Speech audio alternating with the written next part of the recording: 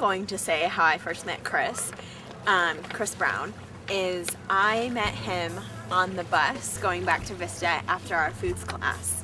I got on the bus and saw that he was sitting there, and I thought, it's kind of cute. I'm gonna go ahead and ask if I could sit with him. So that's what I did. And that is how I first met him. How did I first meet Lisa? I know that her answer is always different than mine because either she doesn't pay attention or I don't make very good first impressions. But I first met Lisa in our food and beverage class when we were both rescue rangers. It was probably like the third or fourth day we were there. We were both taking food and beverage and doing the whole responsible vendors program.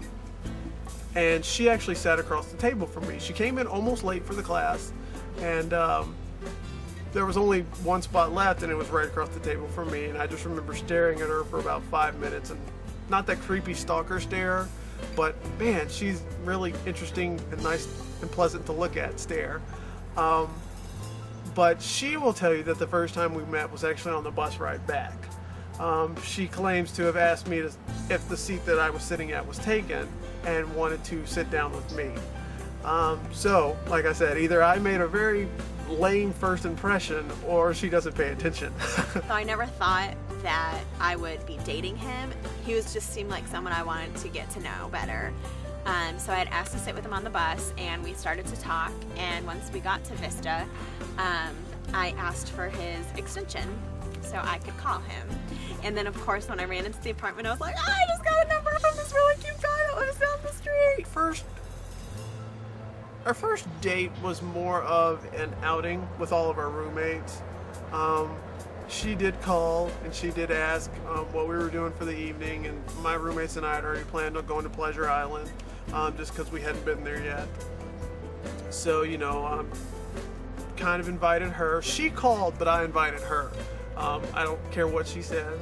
She did make the call, but I actually invited her. Our first encounter after the bus ride, I had called him. Of course, I waited like 3 days. 3-day rule, I don't know. My roommate's telling me you have to wait 3 days to call him. So I called him up, and it was a Monday night, and I asked what he was doing, and he had said that him and his roommates were going into the comedy club or comedy warehouse, whatever, and if I want to join. And I said, well, of course I do. I guess one of our first memories was, it was the night we had actually gone to the comedy warehouse. It was one of the first nights we were there. And actually, I don't think that was the same night, but I believe we had gone to Pleasure Island.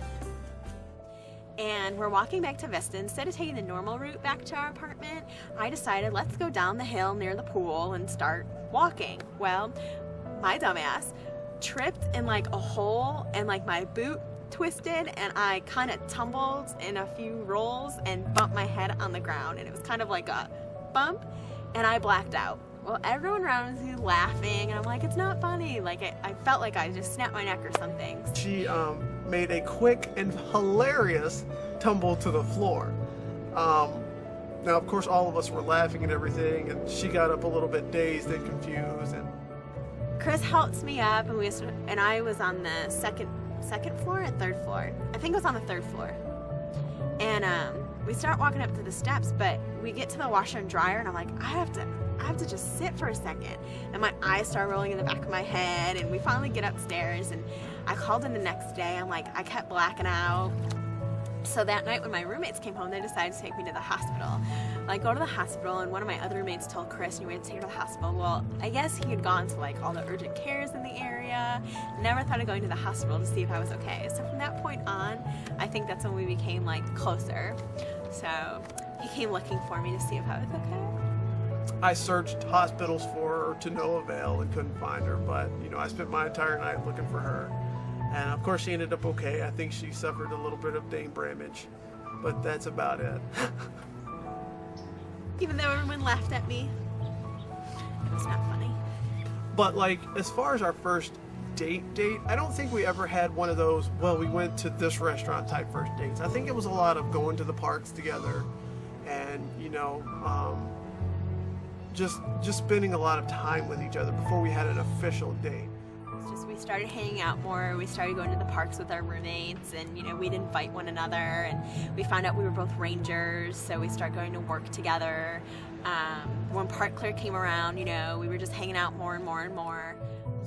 It was easy here. It's easy to fall in love here, and sometimes it's easy to stay in love because there are so many things that you just have in common. You don't have real world problems all the time here in Florida because things move a lot slower. Chris just always seemed to be there, so it was really good. I think just moving down to Tennessee and us being able to function together and still have that love for each other sold me right off the bat. And it was probably about June, July sometime that my dad and I actually went to go pick out the ring. So when we were living in Nashville, I get the mail on a regular basis, and sometimes I don't pay attention to who it's addressed to, and I just start opening things up, and okay, whatever, it's some credit card company that, says he's approved. Okay, he's got one, let's just shred it, whatever.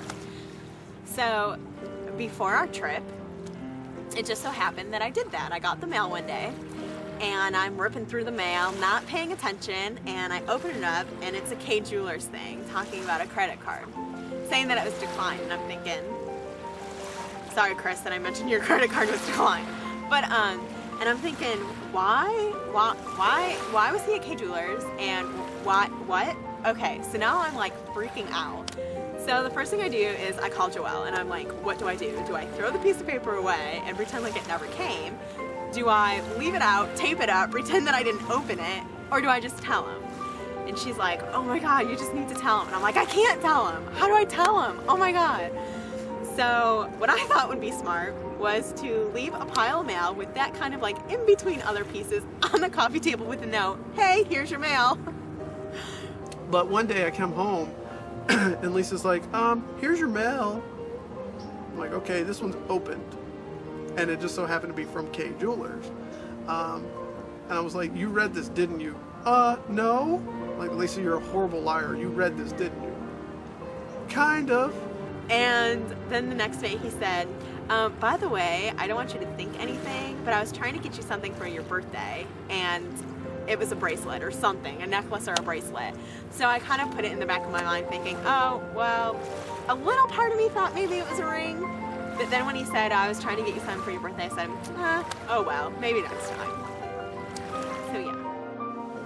She bought the story, and I only know she bought the story because Joelle confirmed that she bought the story. The night of the engagement, I had absolutely no idea what was going on. We had come down in September. Our main goal was to start looking for apartments again to move back to Florida. And we were staying with William. And I think maybe like 4 or 5 times I had mentioned something about getting married. I had no clue though that he was going to do it. We had, and honestly, we had planned our whole trip, and he said Epcot the last night. I was thinking we were going to do Epcot the last night because that's where we worked, that's where we said goodbye. So we were just going to kind of leave it as a happy goodbye note. We'll be back soon. All right, so when it came time to tell people that I was actually going to propose to Lisa, I know Lisa and I had worked out the idea of, okay, we're going to come down in September for our vacation, if you will, and we know that people in Florida have to work. So what we'll do is we'll have one dinner set aside where, okay, we're going to try to get like everybody together just for one dinner. If you don't see us the rest of the trip, that's fine. The only thing we're asking for is one dinner, and that's it. We understand you have to work. So, as that wheel was spinning over here, Chris is deceptionally planning this plan that I'm actually going to propose to Lisa. Well, I didn't know it was going to happen, but Chris was going to propose, and the people we were staying with knew. The proposal went really well. I couldn't control the weather, I couldn't control the people, but through the help of my friends, we kind of created a human barrier, and did the whole one me thing and timed it right after listening to Illuminations about 1 million times. Actually, it was probably more like 120 times I actually listened to Illuminations to make sure I had the pattern down and the timing, and if I start talking then, this is what I don't know what I'm going to say, I just know this is how long I have to say it. Because I knew the one thing I wanted out of the whole thing was awesome pictures, and which we ended up getting. So and she said yes. After about 7 minutes, she said yes. And all I remember is during the fireworks, you know, I'm doing the whole like dance thing that we always do, and he's like, Lisa, can you just stop? Lisa, can you just stop? And all I can remember is his heart was like racing. And I'm thinking, man, he must have ate a lot. Why is his heart beating so fast? And he's like talking all sweet and everything in my ear, and I'm like, we just watched the fireworks. So I wasn't paying any attention to what was going on around me. And then when I saw him get down on one knee, I just like melted. I just started crying. I couldn't even answer. I couldn't even like hear what he was saying. So I just started crying. So he did a good job. Good job, Chris. You know, as far as what Lisa means to me, Lisa's my everything. She is my yin, and if I'm the yang, she's the yin. Well, Chris means a lot to me. I think he's probably the best thing that's ever happened to me. I know it sounds cliche to say, you know, oh, well, she's my everything, and I love her to death, and I don't know where I'd be without her. But, you know, I think I love the friendship that we have with each other. I love the love that we have for each other. I love the teamwork that we have together. Because Chris is just Chris, and he's wonderful in every way possible. He just means the world to me. Like words can't even describe.